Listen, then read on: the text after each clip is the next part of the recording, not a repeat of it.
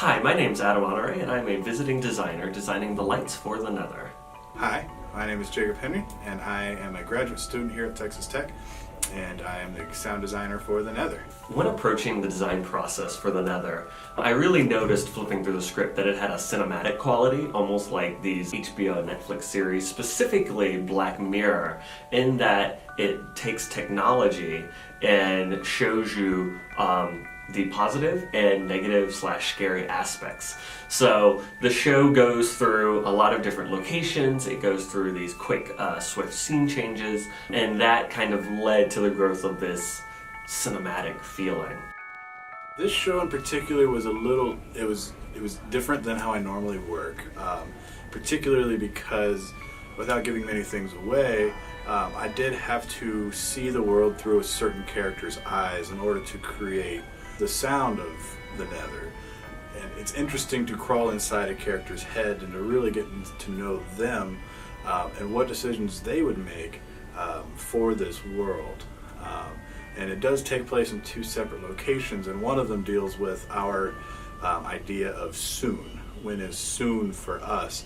And so that's been an interesting challenge as well, is dealing with this idea of what does soon sound like and what does soon look like. I think the biggest challenge of this piece is giving a film tint to it. Oftentimes in film and television you can edit it in post, which is how you get the green or the blue tilt effect.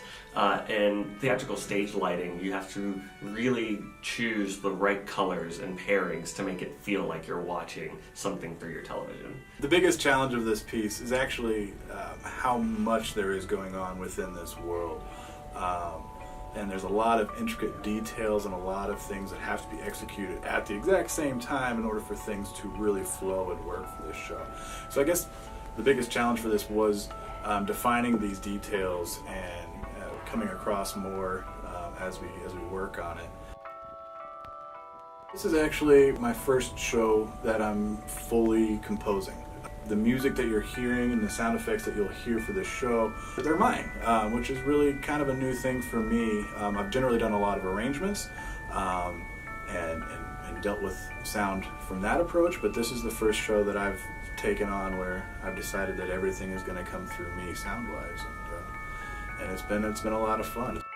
This show is relevant in a number of ways, particularly because we're dealing with this idea of soon, and the technology and the interactions that we see in this show are not far off from our own world today.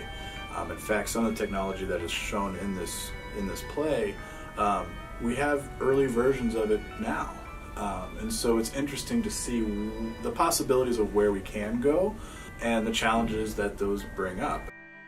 I think people should see the show because it has very relevant ties into the way that we use technology, specifically our computers and the virtual reality world that's coming out, which I think is very relevant and cool to the college audience these days.